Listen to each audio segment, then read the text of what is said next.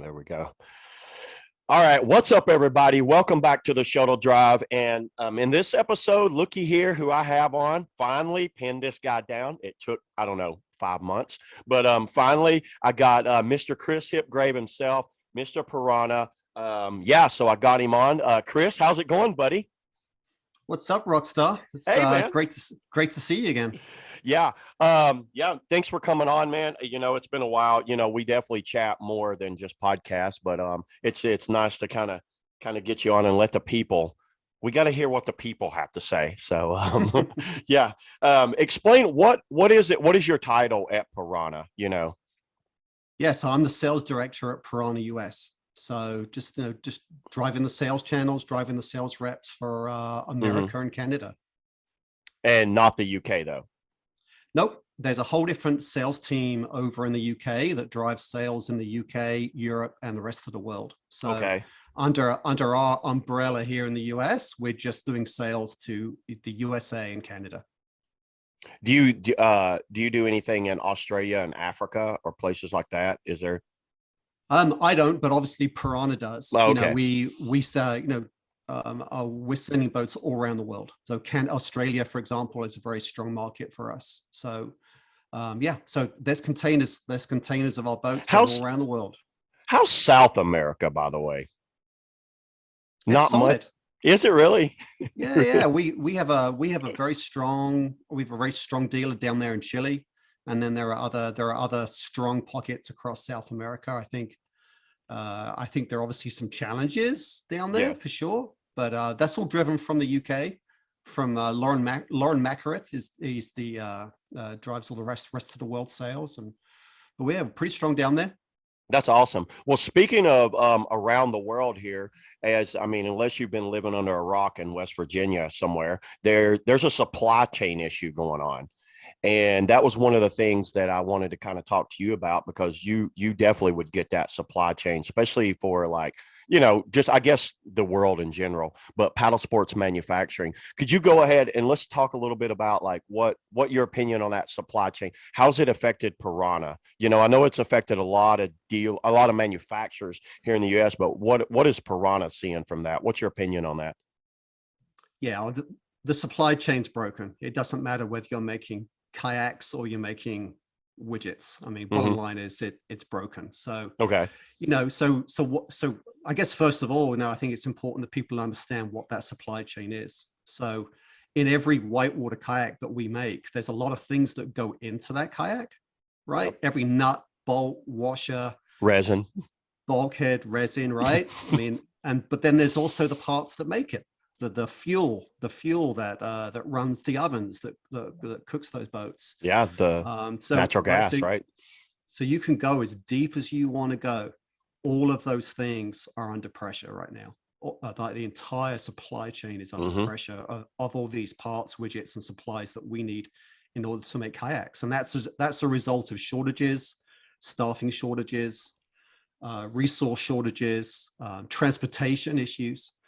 So that has affected us for sure, just like it's affected every other kayak manufacturer. I think to a degree it's affected us a little less because most of our supplies are from the UK or Europe. I think some of these suppliers, some of these manufacturers that are getting their products from Asia, for example, have been hit much harder. Oh, for sure, yeah. So no, that's one side of this whole supply chain issue. I touched on another one, which is staffing shortages. Now, as you know, it's tough to find staff these days. So the UK, are they experiencing that also? Yeah, the same thing that we're seeing in the news here is also happening in the UK. So if you're in the UK and you want a job at Piranha, call them. Call Chris. Hold on. Message me and I'll give you his personal cell number. Call him anytime. Send resumes to him. No. Yeah, the same issues that we're seeing here in the US with staffing is over there. So that's also an issue. And then I guess the third issue, which affects us here in the US, is that all of our boats are made in England and then have to get shipped here. So again, as we're all acutely aware, there's shortages of containers. There's massive demand. there's ships, there's delays in ports.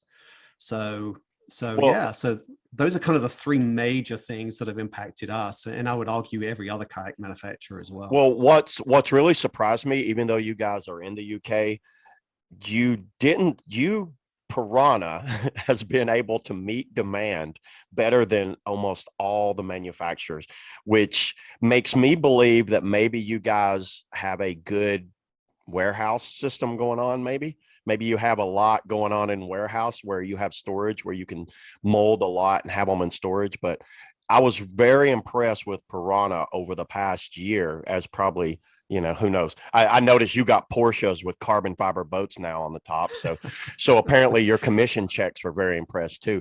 But just to chip in there, the boat is mine, that Porsche isn't. So okay. Well, anyway, yeah, I just had to give you a shit about that. So, yeah, but yeah, so I didn't see that much of a problem with Piranha. Obviously you can never make enough boats this year, but how do you feel that's gonna, like, going into 2022 and just like a few weeks from now? What's your opinion on that? Like, where do you think the paddle sports in general are going?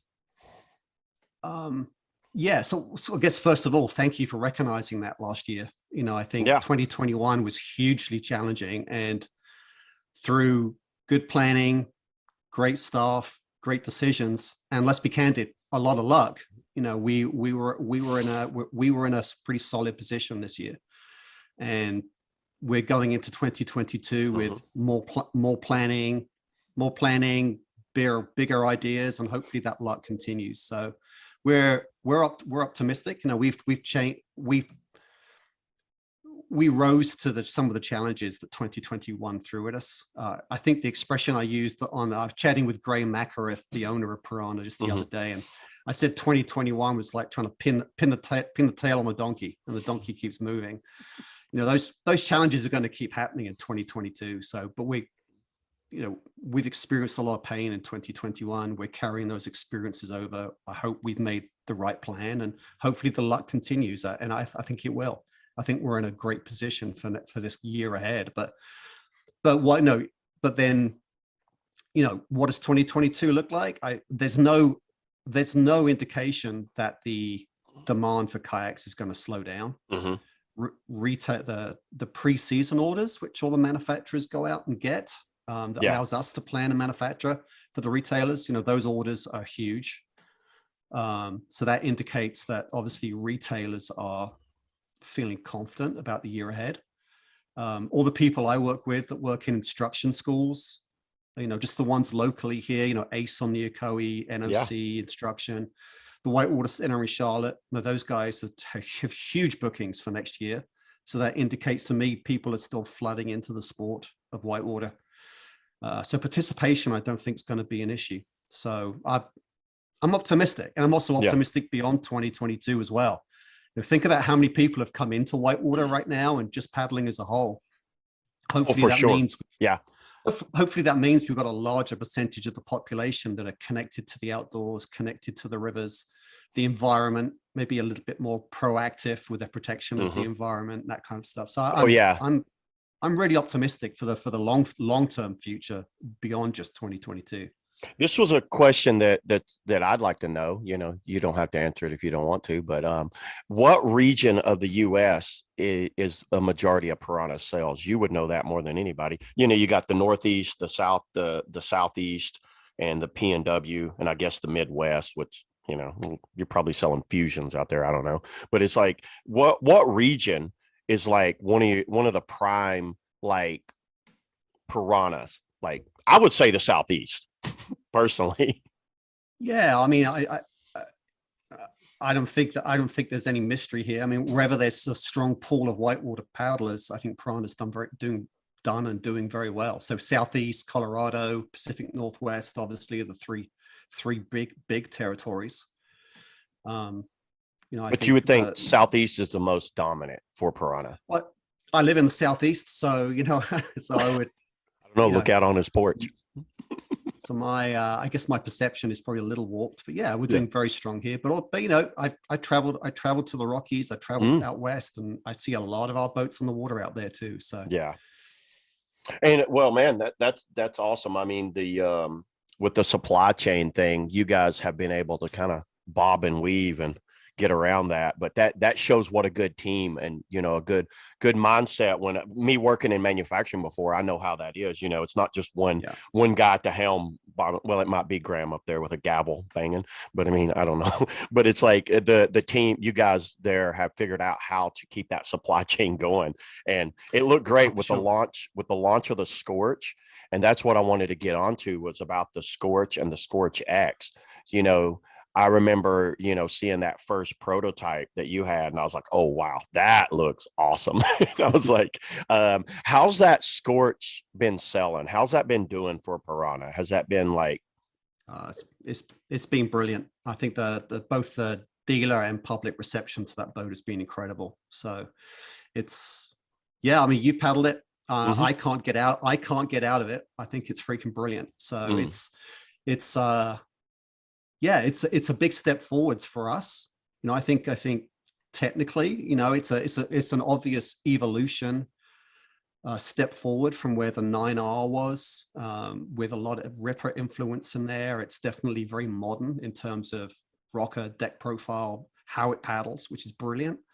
So it's being received really well, and I'm humbled to be able to yeah. paddle that thing every day, and it puts a smile on my face. Yeah, and just to let people in that maybe don't that's listening that don't know, the Scorch comes in four sizes: a small, a medium, a large, and an X. And will you explain what the X is? Because I still get messages today. You think the extra large Scorch it will be great for me? And I'm like, no, buddy. Yeah. So you explain exactly like what the difference is in between the Scorch X and the three sizes of the Scorch: the small, medium, and large. Yeah. So the best way to think about it is to think that they're actually two different boats. So the small, medium, and large are exactly as they are, as they're labeled: Mm-hmm. small, medium, and large Scorches. The X, the X in the Scorch X doesn't stand for extra large. It stands for extra fun, extra dry, Extreme. expedition. Well, yeah, extreme is whatever you want it to be. Basically, it's a medium that's stretched out to 10 feet with more rocker, more edge. Um, so yeah, it could arguably have a different name, but it's very much a different. It's clearly a Scorch, Mm-hmm. but it takes that design philosophy of the Scorch and turns that dial all the way up to 11. So And then how to convince the guys definitely in the UK to do a boat like that, a 10-foot downriver fun creeker slash river runner. I don't know. It seems like a majority of the sales for that is going to be in the US. How did the UK kind of like take that boat, like the Scorch X anyway? The Scorch is great. The Scorch is a great river runner. I looked at it as like a predecessor to the Burn slash 9R. yeah. And with a Ripper influence, I agree with you 100%. But that Scorch X, I'm like, man, that's a tough sell until I paddled it. And I was like, oh, that's a great sell if someone gets this boat. Yeah, well, I mean, let me let's drop back just a little bit and talk about how the Scorch actually happened. So Okay. we were committed to designing a replacement for the Burn, Okay. which had been in our lineup for a very, very long time, and that was the Scorch. And as we listed the things we wanted to get out of this boat, we had a nice list going. We had our design philosophy, where we were going to take this thing, and then Dave Fusilli, who's our West Coast Mm-hmm. rep, big part of the Piranha family, overall badass, great guy. He's always had this concept for a 10-foot boat out there, like an extreme creeker. And when we looked at what he was asking from that boat, we realized it was almost exactly the same things we were asking for in the Scorch, just in different extremes, in different volumes. And we realized that there was a lot of synergy between these two projects. So we were able to take what were going to be kind of two unique boats and we're going to bring them into this single Scorch Oh, idea. wow. So that's how we ended up there. And then, but to answer your question, yeah, I mean, 12-foot boats like the 12R, Green Boat, etc. Mm-hmm. You don't see many of those in Europe. That's That was a tough sell. That was a tough sell sell over there, right? when you Very wanted the much 12R. Yeah. Yep, very much a North American thing. You guys So nailed it with that one too. Yeah. Thank you. The Scorch X was definitely, we were definitely concerned that we want, going to find that excitement in Europe. But much to our surprise, after debuting it, we've seen strong sales in Europe. I think they're coming around. I mean, the cool thing about the 10-foot Scorch X is it doesn't paddle like a 10-foot boat. Not at all. It paddles like a fast 8-9-foot boat.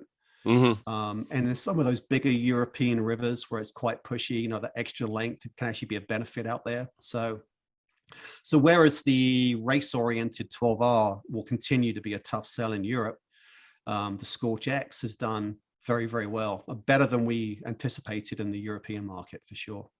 Yeah, and anyone that hasn't paddled that boat, I highly recommend to try to demo that boat because, I know you look at it besides your normal creeker, you might have a Mamba and you're like, oh, the Scorch X, that's just too much boat. But Chris is right. When you look at the actual amount of boat in the water with the rocker, it doesn't paddle like I'm paddling a 10-foot boat. It doesn't because it maneuvers around things so smooth and comes out of drops so smooth. So yeah, no, I was impressed when you told me about that boat, and I couldn't wait to see it just from hearing what you said. I was like, there's no way. And then I was like, no way, Piranha number one's going to go for that. They'd be like, we're just going to waste money on a mold. But man, that boat's been great. No, that's a funny way of doing it too, is like a concept, and then one guy's over here like, let's do this and this. I've been in rooms like that too. You probably have too. And it's like, how about doing this and this? And it just keeps going and going. Yeah, I mean the same things that Dave wants when he's pulling big moves on the Little White are the same things that Bob down the road needs running Nantahala Falls for the first time. It's it's not that much different. It's just in how you present that feedback back to the paddler. So yeah, it's pretty darn cool. And yeah, the X is amazing, dude. I mean, you and I have talked about this when we've been paddling together, but I've never been in a creek boat that just makes me giggle. Like, normally the creek boat is a tool to go to someplace super cool, and you're blown away by what you're paddling, and that creek boat is generally hardish. But you get in the Scorch X, and you just pull in these huge skips and big, huge booths, and you just find yourself giggling. And it's a really, really cool boat. Really cool boat. And so then back to what you were saying, that the sizing. So it's closer to the medium than the large as far as sizing, cockpit sizing, and sizing. It's got more volume, obviously. It's probably got more volume than the large, right? Oh, absolutely. Yeah. In fact, actually, the Scorch X actually has more volume than the 12R, believe it or not. I would believe it because of its height. Yeah. Right. And the way that tail's white. Yeah. But the way it feels in the cockpit, it may be just a smidge bigger than the medium, but in terms of cockpit geometry and ergonomics, but yeah, I would say it's between the medium and large, definitely leaning towards the medium in terms of feel. But I mean, I'm a tall dude. I mean, I'm almost 6'5", and I got a crap load of room in it, and I've seen really big dudes paddling it. So there's lots of room in there, and that extra volume obviously floats. Yeah, it's just more narrow than the large. Yes. The width wise, it's like the medium, correct? Yes. Yeah. Okay. Well, that pretty much covers the Scorch and the Scorch X. Hey, a quick question for you though. Why is it that Piranha likes to send larges over to the US first? Because all my buddies that want small Scorches are like, are you serious? Why start large? Is there something behind that? Or is it medium? We always start with the mediums. Well, the first one to hit the US was the large. No, we had the Scorch mediums here first. But then I'll agree then to there's disagree. Always we can have that conversation later. I could be there. A lot of water under that bridge, so you imagine maybe right now. But anyway, normally we start with the mediums because that's the volume seller. I mean, typically the medium volume boat will outsell the smalls and the larges, and then we always have the question, which one next? And for the American market, again, typically the large outsells the small, whereas on the European market, the medium quite often, the small will often outsell the large. So that is not a commentary on the American, on the average American person. It is simply a commentary on how it normally shakes out. Well, and yeah, to that, it's not necessarily that, Americans are like larger. You look at someone like Levi Rose, he's like, oh, I like paddling the large scorch. The Americans like bigger volume boats, just getting over things a lot better instead of being like lower volume and getting into the water more. That's just and I mean, you could probably back me up on that too. It's like they don't mind paddling bigger boats. Yeah, we've seen a lot of people upsize from the medium ripper to the large ripper, for example, so they can creak in it more. So yeah, absolutely. Yeah, and that's really what it is, because I like paddling. That's why I like the Scorch X so much. I like paddling a bigger volume boat with more like more water line, more volume to get up and over things. Well, yeah. Is there anything? Yeah. So I guess that covers all the Scorch X. I don't know what else we got on that. Yeah, that's pretty much it. Is there anything you want to add on the Scorch or the Scorches or Scorch X? I think it's important to acknowledge kind of where that boat's going to be for 2022. I think I can already see that there's going to be a shortage of Scorch X's in the US and the Canadian markets for next year, just kind of based on the number we can produce and the number that dealers want. I think the regular Scorch is going to be fine, but the Scorch X kind of that took us by surprise. Just kind of how popular that has become very, very quickly. So I guess I would say to your listeners, if you want a Scorch X, find one. And if you think you want one, get one. Order it today. And can you see that? What are these colors? What's this new Piranha color right here called? That's the Smoking Gecko. The Smoking Gecko. And for everyone listening, go to the piranhakayaks.com and look at these new colors. Wow. I have not even seen this color until I went on Piranha's website. I like this. It's a kind of a dark green with a grayish black tint. I guess it's black, but it fades nicely. It's actually gray. It's it's grayish, and that green is a new color for us. It's very flat green versus the kind of a bright green. I'm liking it. Previous colors. I love my green. And then so Smoking Gecko. So there you go. Because I don't see a name on here on Piranha's website. Usually they name colors, but I don't see the name anywhere. So I was like, I'll ask Chris this. And then so there's Smoking Gecko. That one's Fire Ant.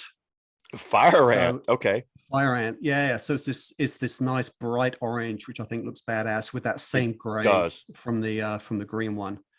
And then we have the limited edition one right there, Red Rock. Okay, this is the Red Rock, which is red with a orange top fade into it, correct? Actually, that is actually the orange soda from last year on your website. That looks like the orange soda on my screen, but from last year. We have a limited edition which is coming into the US called Red Rock. Yeah. So. Well, I've seen that Red Rock.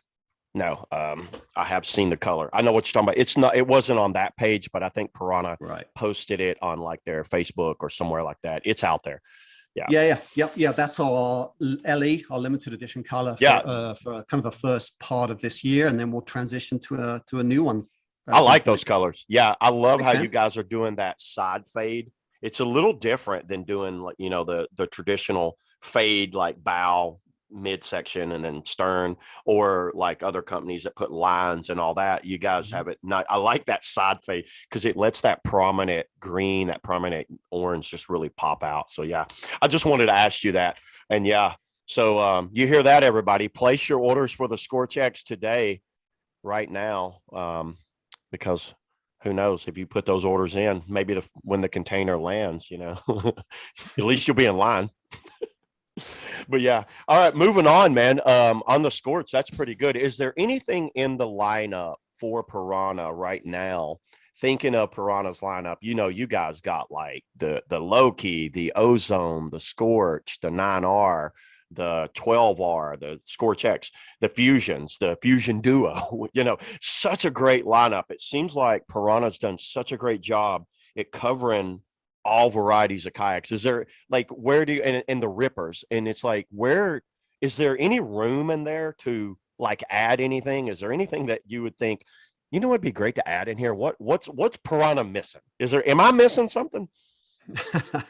there's always room to update Okay. a model or to drop something in there. I mean, wouldn't a Scorch X with a ripper stern be amazing?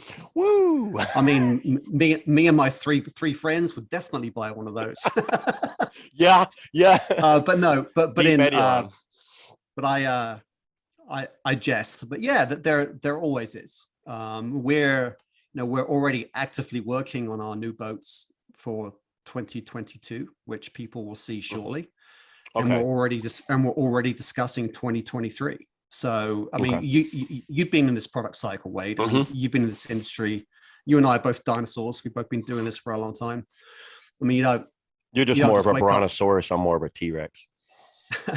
You don't wake up one day and go, let's build this boat. I mean, it's years and years of planning that go into it, testing, et cetera, et Mhm. cetera. Oh So, yeah, for sure. so we're 24 plus months out, thinking about what's coming. Obviously with new stuff right around the corner for the year ahead. Yeah, and there's something else that really exploded here in the like all around that I'd never really paid that much attention. It's the extreme slalom. What's your opinion of that extreme slalom? How is that extreme slalom compared to like US and Europe? We had it here at the Charlotte Whitewater Center. There was some extreme slalom, and there's been kind of a rush for boats around that. What's your opinion on the extreme slalom stuff? Yeah, I mean, extreme slalom is what the International Canoe Federation calls boatocross. You and I call it boatocross. The ICF call it extreme slalom. It is basically the same thing. They just have a few more rules about not running people over and knocking teeth out. Yeah, that's true. No pulling spray skirts. So extreme slalom, again, just for your viewers, extreme slalom is going to debut in the 2024 Olympics in Paris. Gold medal. That's a big deal, right? It is a huge deal. So slalom is still in the Olympics, but I think we can all agree that slalom, as beautiful as that sport is, how they paddle, the boats that they paddle are a million miles away from the type of boats that you and I paddle. There's a massive disconnect there. So extreme slalom is this effort by the ICF to do lots of things, include drive TV viewership, but also kind of reestablish that connection back to the recreational sport, which you and I love. So they're plastic boats. They're paddling mainstream boats. Yeah. So we're seeing a lot of Piranha rippers being used right now in extreme slalom because it's fast. It's probably the fastest boat out there. There are other boats as well, but the Piranha rippers being extremely well used. It's already being used. Extreme slalom's already in the world championships for slalom, and Evie Leafhoff from my home club here in the Nantahala. She walked away with a bronze medal at the inaugural Extreme Slalom Worlds this year. So that was huge. That was huge for us. And so extreme slalom is in the Olympics from 2024 moving forwards, and we're taking it seriously. It's a huge. I mean, think about the millions of people. That's worldwide eyeballs on it, all over the planet Earth. Yep.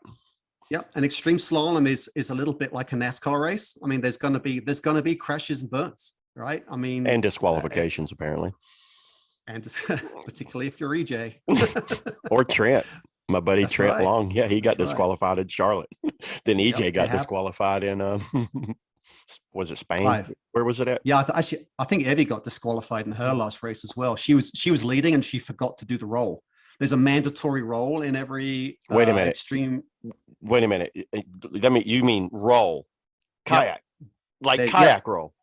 Eskimo roll, kayak roll. They purposely want you to do a complete 360 roll.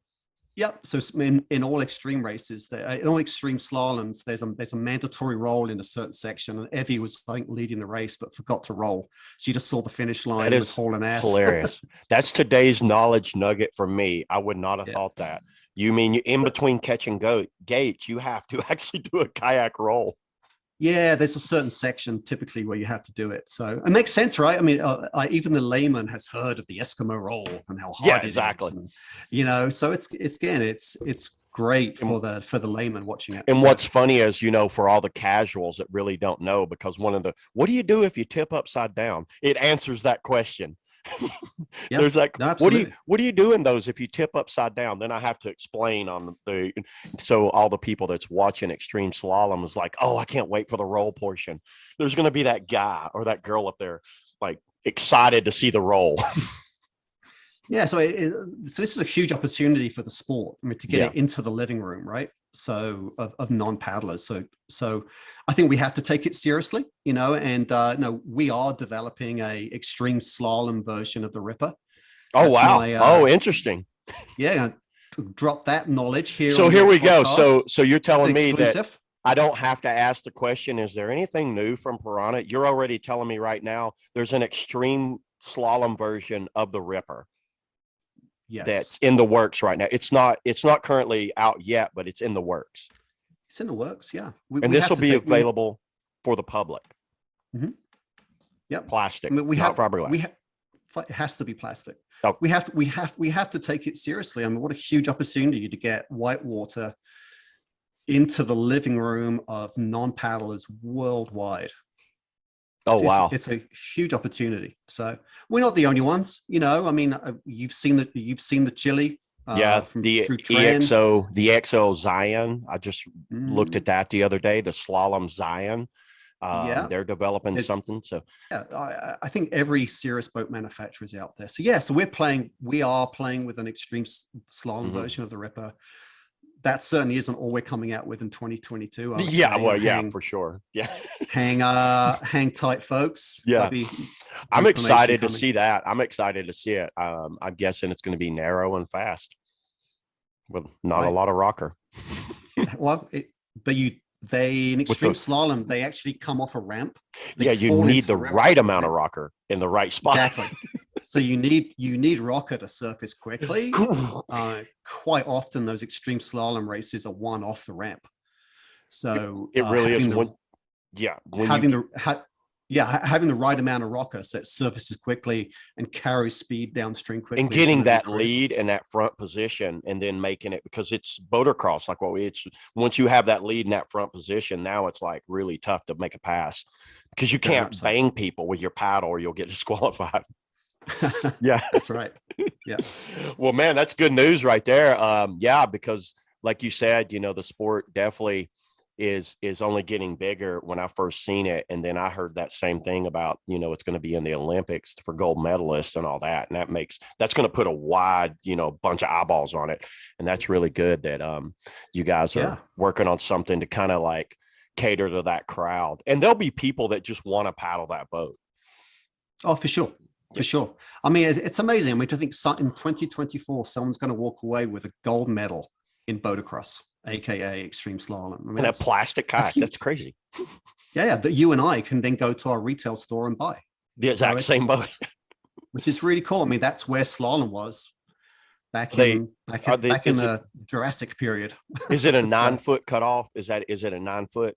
Is that what they? Yeah, right now it is. The ICF are finalizing their rules. Okay. But right now it's a mass-produced 9-foot polyethylene kayak. Is the basic premise. So I doubt there will be major changes to the overall rule, but we'll see. I mean, the ICF can do crazy things. So we'll see where it goes. Yeah. Moving on. Probably the next thing is like, good question for you is, what kind of paddle do you use? Are we really doing paddle and offset? I didn't ask you your length. I didn't ask you your offset. I could really care because you know why? Both me and you can adjust that on the fly. Yeah. I use a whitewater paddle by G Power called the Twister, and it's formerly a slalom paddle where it's a crankshaft where the blade is actually ahead of the center line of the shaft. So it extends the length of the paddle. It's called a forward crank. That's called a forward crank bend that goes like that. Yeah, that's right. So the blade is actually ahead of the center line of the shaft. So it's a very powerful, aggressive paddle. It is Yeah, it's fantastic. It's metal tipped. And just like the paddle you're using, it's a two piece. So I can adjust the length and the offset as well. So like if I'm paddling my 12, I'll crank it up a couple of centimeters. If I'm in a little short play boat, it's all the way down. So yeah, the G Power Twister, love it. And let's look at this because I'm curious about this too, because we've talked about the paddles. Can you see that right there? So that's the one you have? Yep, that's the one. The Twister. Yeah, it was originally, they took the original Slalom Twister and they basically beefed it up for the old Sickline races. And that's where this paddle kind of evolved from. And I've been using it. Gosh, I've been using the G-Power Twisters now for, I think, 7 or 8 years.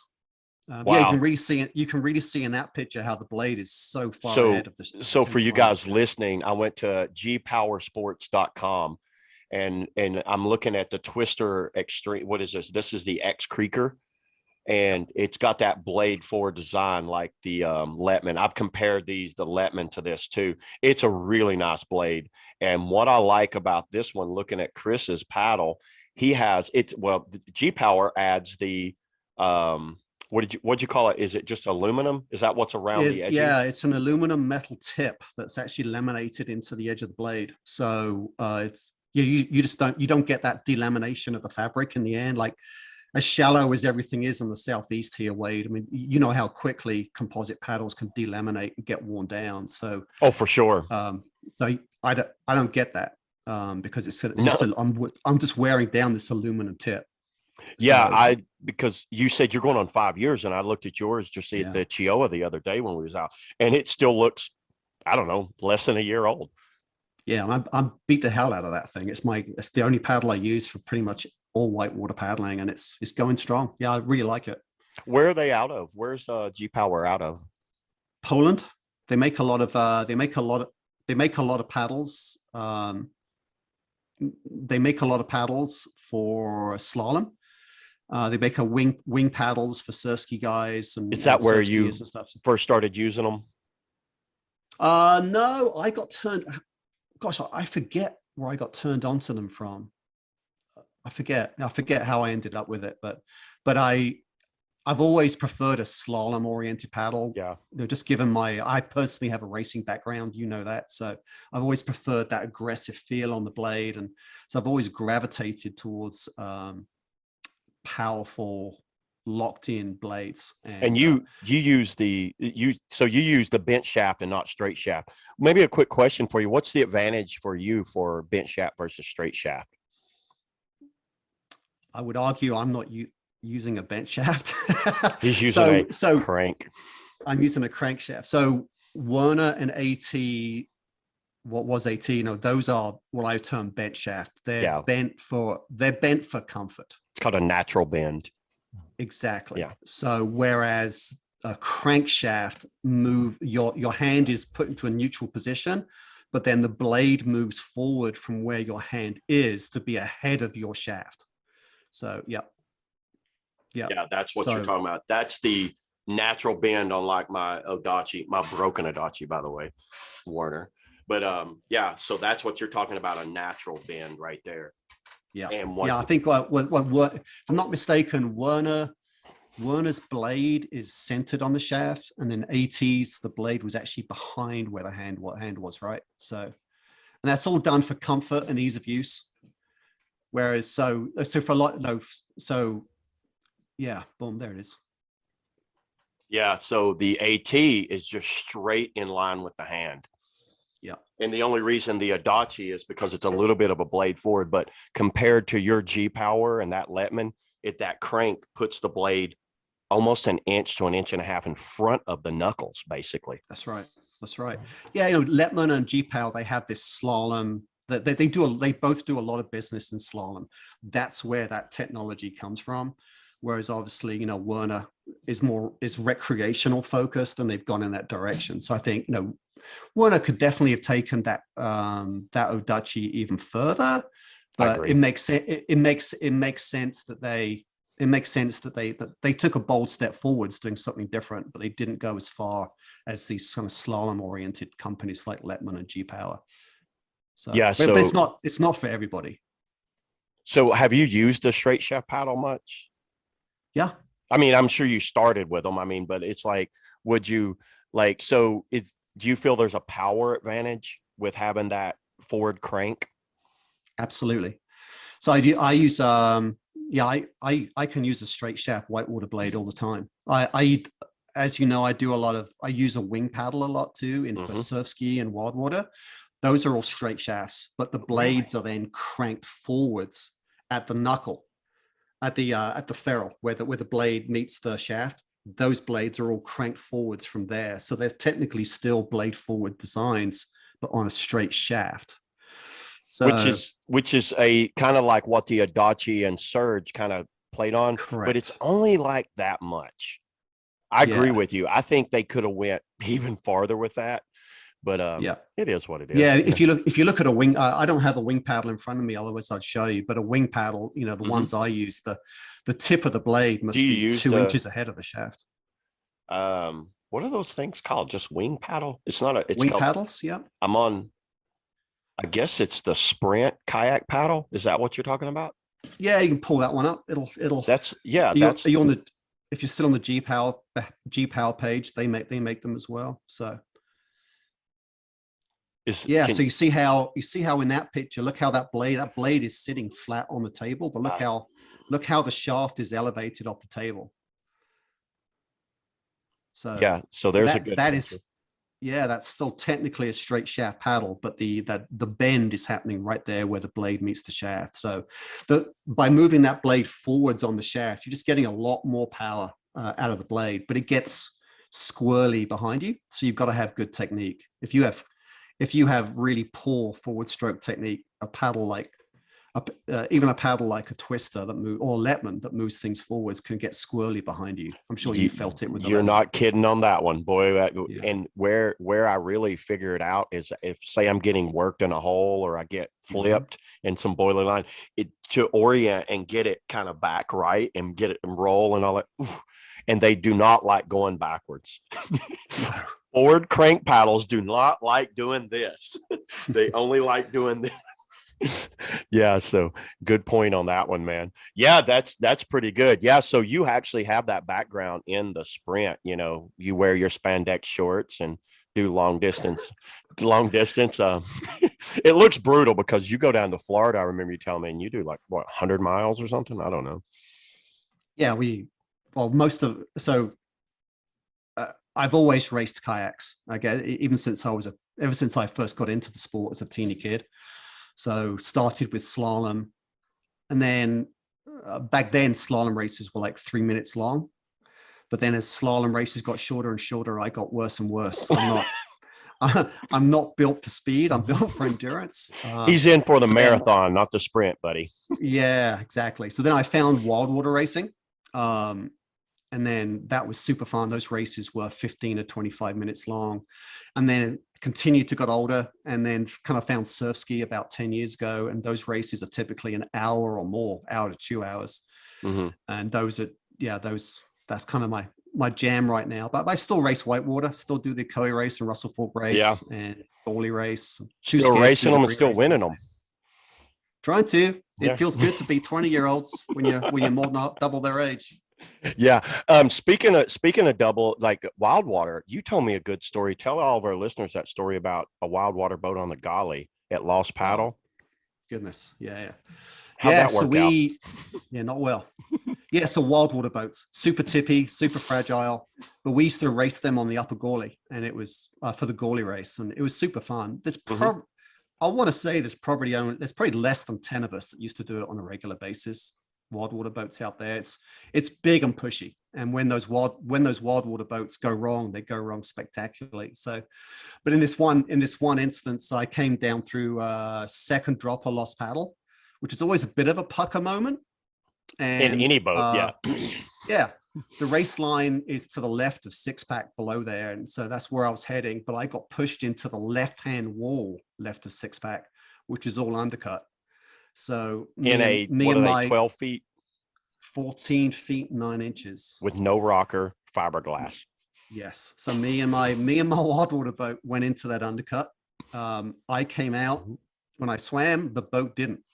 So I got out on that rock, walked up to where the boat was, and you could see bits of it under there. And over the preceding 30 to 40 minutes, I stood there. Bits of my boat would just break off and flush downstream, and until there was nothing left. Are there thigh hooks in those? You generally paddle with kind of like your knees barely touching, and then when you there's no real thigh hooks, but when you do need a little bit more stability, you kind of just bring your knees apart a little bit, but your knees are almost touching in more of a sprint kayak style. Are they easy to get out of? That's where I was getting at, because that would be scary. The cockpits are about this big, so they're really small cockpits. So. But yeah, the goalie's eaten a few of my wildwater boats. So there's probably, I think I was at Lost Paddle and I could have swore I seen a piece of it still floating around out there. No, I'm just joking. At this point, I would assume it's been ground up into very, very tiny pieces. It's been absorbed. Yeah, I remember you telling me that story, and I was like, "Oh my god!" I could only imagine, because you knew you were screwed right away. I bet when you went, you're like, "Oh, I'm not coming out of this in the boat." No, the volume on those things is huge. So there has to be probably 300 gallons. Ooh, because they're huge, right? And a lot of it's in the back. Yeah, that's right. So they hold a lot of water. So once you swim out of a wildwater boat, there's so much energy just getting pushed through that thing, and they're so fragile. I mean, the thing weighs next to nothing. So yeah. Is there any shows, like any more retail shows that you could think of that Piranha's doing, like, PSR, or, I met you out at the Paddle Expo at the Whitewater Center back in June or July, was it, I think? And is there any, like, what do you think the future of that is?